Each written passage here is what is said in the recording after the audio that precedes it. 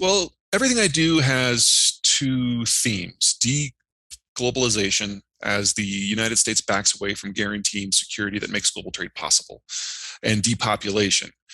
When the United States made global trade possible, we allowed industrialization and urbanization to spread throughout the world to places that would have never been able to pull it off before because they would either be colonies or the targets of conflicts. So by making the world safe, people started applying industry and technology to agriculture, and that allowed people to move off the farms and into the cities. So we've been in this 75-year-long urbanization phase because of those two trends.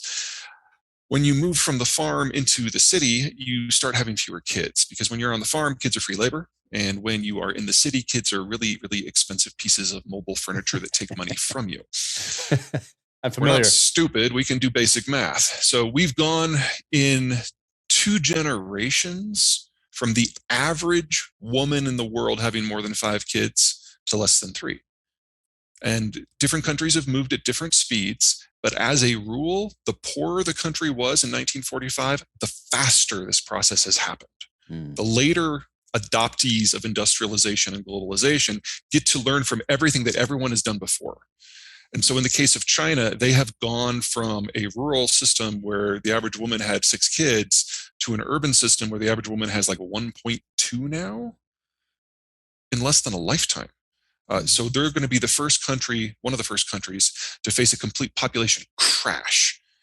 In the case of Russia, it was a little bit slower, but it started earlier with World War I. And by the time we got to the post-Cold War collapse, the birth rate fell so far that the Russians now, today, are simply not able to arm their or to man their army.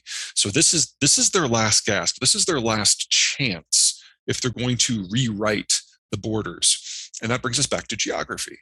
Because if you look at a map of Russia, the population lives in kind of this sideways V going from the European side to the Asian side, getting thinner as it goes. But there are no natural boundaries around it, no oceans, no mountains, no deserts. It's a lot of open territory that the Mongols crossed, the Germans crossed. They've been invaded 50 times. But all 50 of those times, the invader has come through one of 9 gateway territories, like the Polish Gap or the Bessarabian Gap.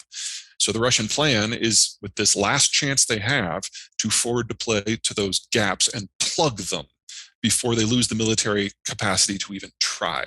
So this was always their last chance. And Ukraine was never the end of it. It's actually step 4, I would argue, after things like Crimea and Georgia and Nagorno-Karabakh and Kazakhstan.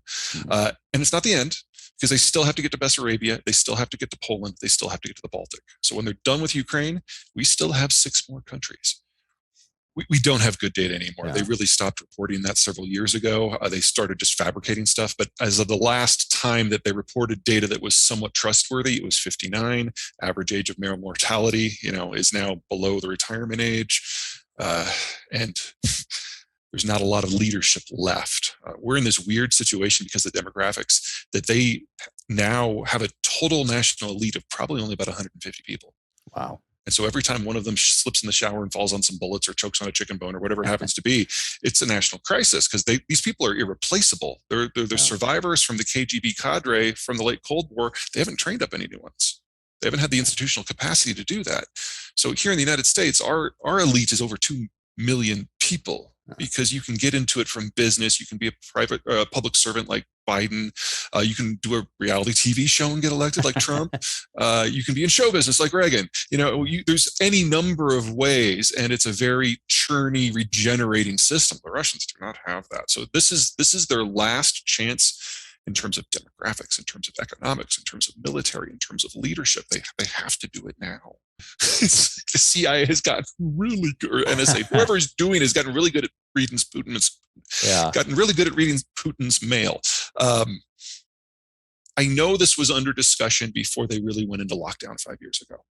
The degree to which it's driving their day-to-day decision-making, I'm not privy to that, but if they're not, it's a really insane coincidence. It's always been inevitable. There's always been a question of whether it was imminent, and obviously we're there now. There's something that a lot of people in the foreign policy space have been saying for years, that we pushed them into this to a degree, that by expanding NATO, we made them more and more unstable, more and more paranoid. And there's something to be said for that, because the Russians have always known they had to get these gaps. But the only version of Russian security that would have satisfied Russia is if the Russians were able to write the security policies or occupy a number of countries with a combined population of twice of their own. That was never a viable option. So these critics, they're right, but they're also stupid. I don't think the Russians read too much into that one. I think what really drove the Russians to do it like now, like right now, as opposed to 8 years from 8 years ago, but why February, is when Trump was president.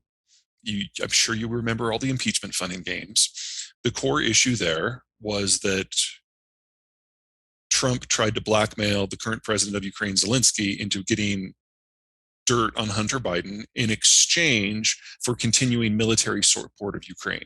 This is the phone call, the infamous phone call. This was the phone call. Well, I mean, it's the Trump administration released the transcript, so it's not, none of this is controversial. Whether or not that's an impeachable offense, I will leave that to Congress. But what we know for sure is that Trump tried to do the blackmail. It didn't work, and so he withheld military assistance.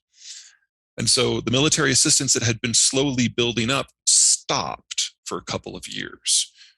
And it wasn't until we get to the Biden presidency that it picked up again in large scale. And it wasn't until the Biden administration became in power that some of the weapon systems that we had provided, we gave them permission to use them on that Eastern Front where the separatists were. That started in November of last year. Those weapons finally faced the Russians in November. That's when the buildup in Russia started. They realized that the window for them was closing very quickly. Because if you can operate a Nintendo Game Boy, a Javelin missile's easy. And all of a sudden they were losing armor and trucks to Javelins a dozen a week. And they realized that if they didn't act soon, Ukraine wouldn't be nearly as easy to fall. And now we're in a situation where I think we've provided them with something like 3,000 launchers. So the Russians can still win, but the cost is going to be very, very high. Again, let me play the adoption card here. It's like there are 3 countries in human history that have threatened the United States. Britain, with Lend-Lease in World War II, they became our junior ally. We will never let them out of that position. Mexico, we invaded them. We took half their territory. We're best buds now. Russia, that pointed nukes at us, that still points nukes at us, that never stopped pointing nukes at us. Destabilizing that is kind of hardwired into the American strategic ethos, and it's hard for me to find fault with that. Yeah, I'd actually argue that the Biden administration, which never wanted to get into a war with Russia in the first place, is actually more concerned about that and more concerned about avoiding it now because the Russians have done so badly in Ukraine. We now know that if it comes to a face-to-face fight between American forces and Russian forces, that we will obliterate them. Absolutely. There's no other way this could go. There's for a country with the lack of military expertise, equipment, and funding of Ukraine to be standing up to Russia. Are the Ukrainians overperforming? Sure, but the Russians are they're coming across like the Iraqis in